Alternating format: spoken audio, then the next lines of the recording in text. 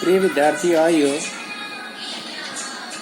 Part number 3 lesson lost spring English compulsory class 12 आगे बढ़ते हैं। किस तरह से चूड़ी बनाने वालों के जीवन कैसे चलते हैं और उनकी क्या दुर्दशा होती है, उनके बच्चों के साथ कितना अन्याय होता है। आइए आगे देखते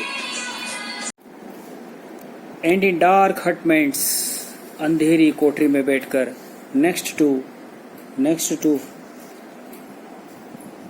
lines of flames of flickering oil lamps, जो तेल के जो दीपक होते हैं उनके सामने बैठ के उनकी फ्लेम्स की रोशनी के अंदर सीट बॉयज एंड गर्ल्स, लड़के और लड़कियां बैठते हैं with their fathers and mothers, उनके मदर और फादर के साथ बैठते हैं।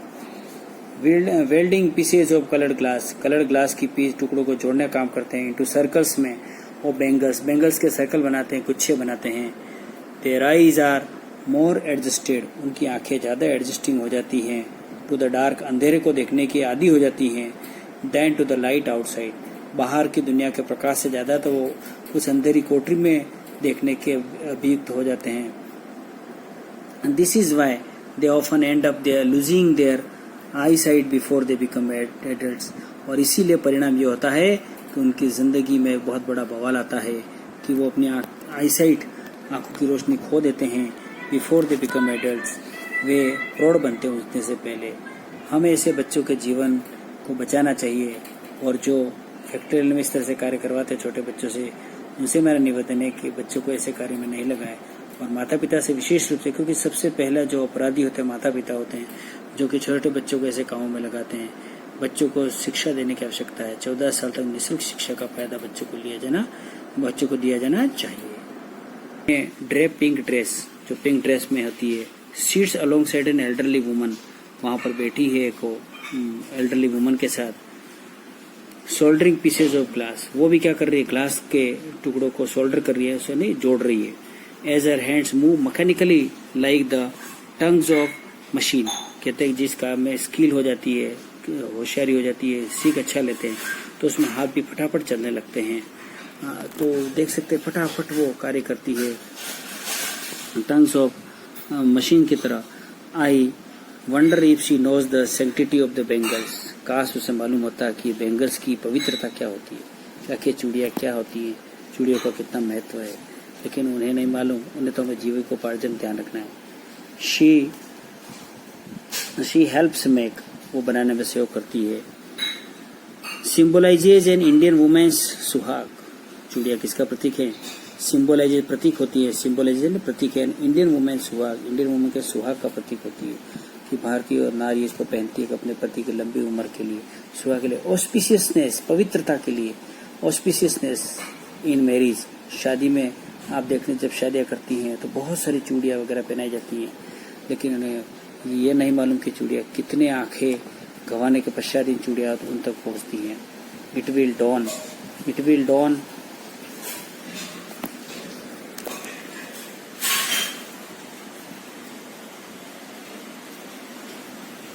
it will dawn on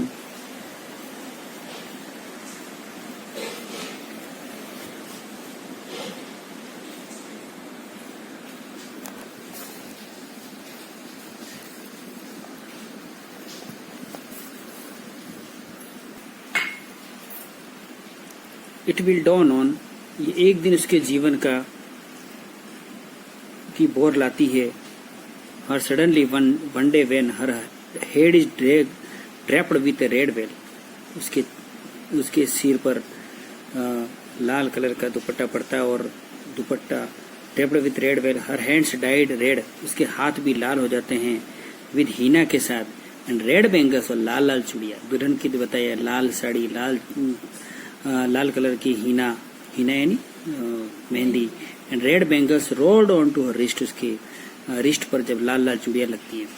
she will then become a bride, तब वो एक दुल्हन बनेगी। Like the old woman beside her, जैसे जिस औरत के पास सविता, जिसके पास बैठी हुई है ना, जो वो सविता नाम की लड़की, वो ही एक दिन बनेगी, दुल्हन बनेगी। Who became one many years ago, she still has bangles on her wrist, उसके हाथ में अभी भी वही चूड़ियाँ हैं। जो बूढ़ी औरत है सविता के पास जो बैठी बूढ़ी औरत, उसके हाथ में अभी भी क्या है, ओल्ड बैठी हुई है। And red bangles, she will then become a bride, like the old woman beside her who became one many years ago. बहुत साल पहले दुल्हन बनी थी. She still has bangles on her wrist. उसके हाथ में अभी भी चूड़ियां हैं. But no light in her eyes. लेकिन उसकी आंखों में कोई प्रकाश नहीं है. देखो कितनी विडम्बना यहाँ देख सकते हो कि हाथ में चूड़ियां तो हैं, आंखों में रोशनी नहीं है और रोशनियां चलेगी उन सुंदर सी चूड़ियों को बनाना. कितनी विडम्बना देखती थी. एक वक्त शेर भर खाना भी नहीं खाया शीशेस. बूढ़ी औरत कहती है सही ढंग से एक वक्त का सही खाना भी नहीं मिलता है. इन्हें voice drained of joy. She has not enjoyed ever one full meal. उसने कहा कभी कभी पूरा खाने का भी आनंद आज तक नहीं लिया. इन हर एंटायर लाइफ टाइम, पूरे जीवन भर में हमने पूरे अच्छे खाने का भी आनंद लिया. That's what she has ripped. उसने कहा जो उसने है ना जो बोया जो काटा, जो बताया गया है कि इतना मेहनत की लेकिन सही ढंग से इस मेहनत के बावजूद भी कुछ खाने को नहीं मिला. हर हस्बैंड, उनके जो पति एन ओल्ड मैन, जो बुढ़े आदमी है, विद ए फ्लोइंग बियर्ड, जिनकी दाढ़ी बड़ी दिख रही है. सेज वो क्या कहते हैं, वो बूढ़े भाषा क्या कहते हैं सुने. आई नो नथिंग, मैं कुछ नहीं जानता हूँ. आई नो नथिंग, मैं कुछ नहीं जानता हूँ. एक्सेप्ट बैंगल्स, बस मुझे चूड़ियों के अलावा कुछ नहीं आता है. All I done is make a house for the family. बस मैं ये कह सकता हूँ मैंने परिवार के लिए क्या बनाया, एक घर बना दिया. देखो घर बनाना भी उनके जीवन का सबसे बड़ा एक वो उद्देश्य पूरा होता है.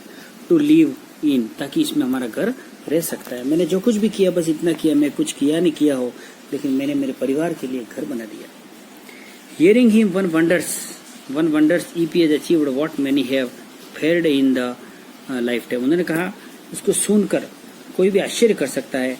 इफ ही हैज अचीव्ड, अगर उसने कोई भी उपलब्धि हासिल की हो, अगर अचीव्ड किया हो, प्राप्त किया हो. What many have fared in their lifetime, जो उनके जीवन में जो कुछ भी कर सके. He has a roof over his head. उस बुढ़े आदमी वो कहते हैं कि बस मैंने एक मेरे जीवन में ये कहा कि मेरे सिर के ऊपर छत है. मतलब आप देख सकते हैं कि दूसरों की हालत कितनी खराब है. टेंट हाउस में रहते हैं, पड़े रहते हैं, खुले आंगन में पड़े रहते हैं, जहाँ बारिश, बिजली, तेज हवा, तूफान और यहाँ तक कि जंगली जानवर इत्यादि का कितना डर रहता है. The cry of not having money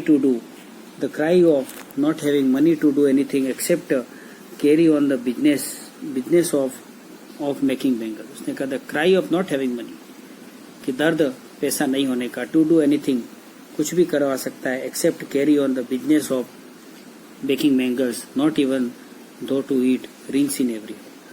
उसने कहा भले खाने का नहीं हो, लेकिन हर घर में आपको इस तरह की सुविधा मिल जाएगी, बनाने की सुविधा. केवल रिंग्स बनाना है उनको. मतलब कितने मेहनत बताई गई इस रिंग्स में. The young man echo the lament of the elders. Young man होते हैं वो क्या करते हैं, उनके जो एल्डर्स के जो दर्द होते हैं उसके अंदर विलाप करते रहते हैं. Little has moved with time. उसने कहा समय के साथ बहुत कम बदलाव हुआ है. लिटिल बहुत कम बदलाव हुआ है. इट सीम्स, ऐसा लगता है. इन फिरोजाबाद करने लगता है. भले इतना समय बदल गया, लंबा समय हो गया, लेकिन फिरोजाबाद आज भी ऐसा ही है. Years of mind-numbing toil have killed all initiative and the ability to dream. का सपना देखना ही छोड़ दिया है. Why not organize yourself into a cooperative? I ask a group of young men who have fallen into the vicious circles of middlemen who trapped their fathers and forefathers.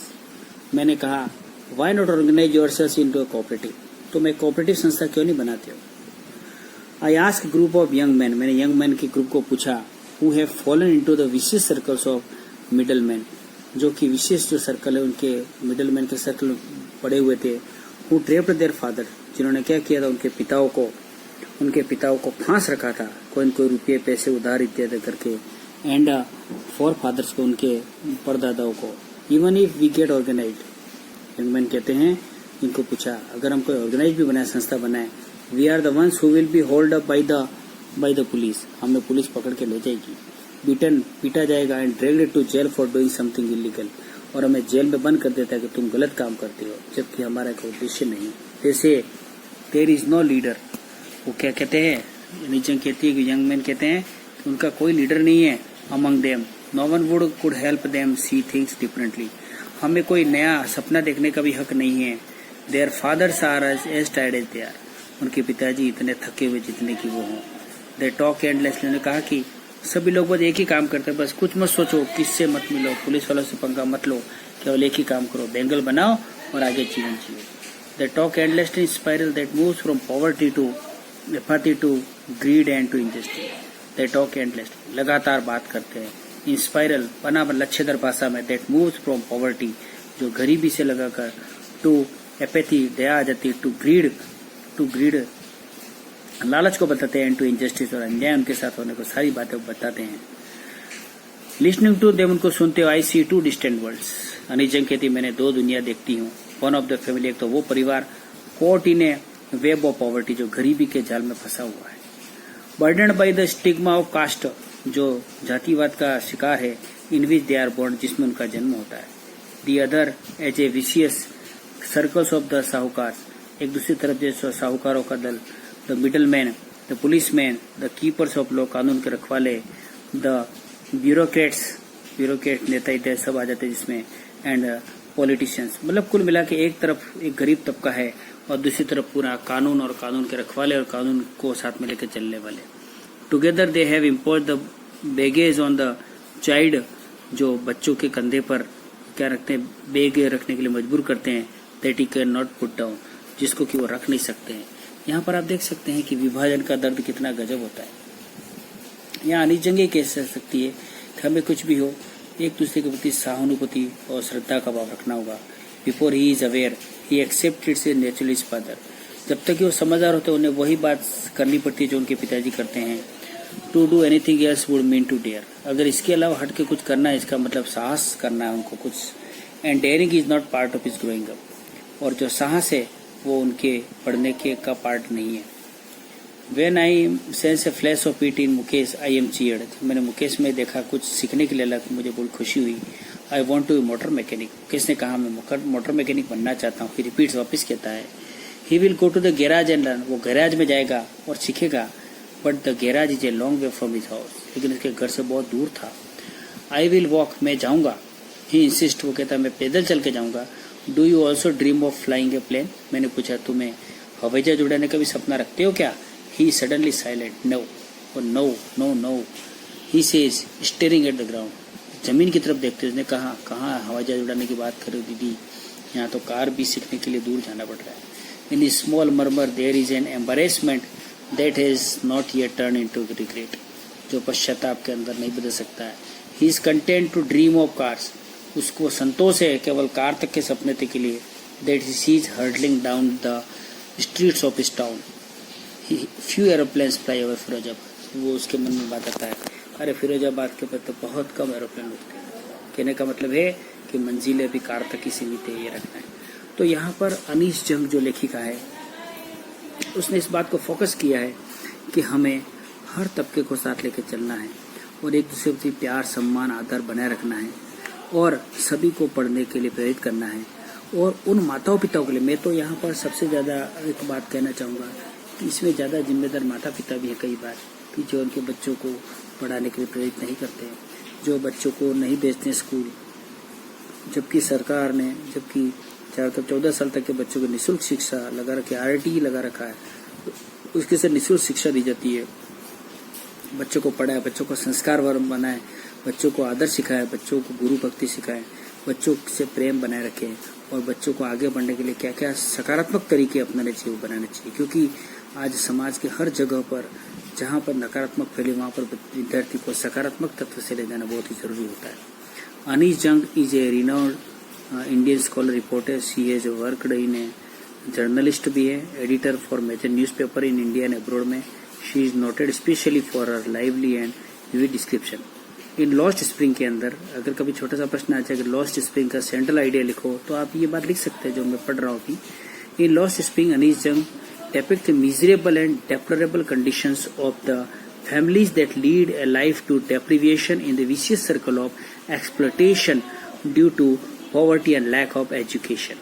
गरीबी और अशिक्षा के कारण जो परिवार, जो बच्चे किसी के शिकार हो जाते हैं, उन बच्चों की जिंदगी बताई है इसमें। She focuses on the children who are doing mental and hazardous task, जो मानसिक और खतरनाक कार्य करते हैं, to supplement the income of their families, केवल अपने परिवार के भरण पोषण के लिए। Most of them succumb of various diseases before attending their youth. और कई तो बेचारे काल के काल बन जाते हैं जवान होने से पहले, कई बीमारियों के शिकार हो जाते हैं। तो इसमें एक बात और उभर कर आती है कि हमें अपनी जनसंख्या को भी नियंत्रण में रखना है ताकि परिवार को सही दे सके। जिस परिवार में 10 बच्चे होंगे और जिस परिवार में 2 बच्चे होंगे तो निश्चित रूप से खान पान का जो न्यूट्रिशनल है वो भी सही दिया जा सकता है। तो यह हर तरह से अपने परिवार को छोटा रखते हुए और आगे नए सपनों की तरफ आगे उड़ान भरनी चाहिए। और इसी के साथ इस यूनिट की समाप्ति होती है।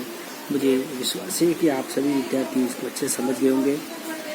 ये जो लास्ट में लिखी ग्लोसरी इंग्लिश टू इंग्लिश आपको होमवर्क में लिखना है इसको, और होमवर्क लिखने के साथ उसको डेली याद भी करना है आपको। ये लिखी हुई है, आपको केवल लिखना है बार बार और उनको अच्छे से पढ़ना है।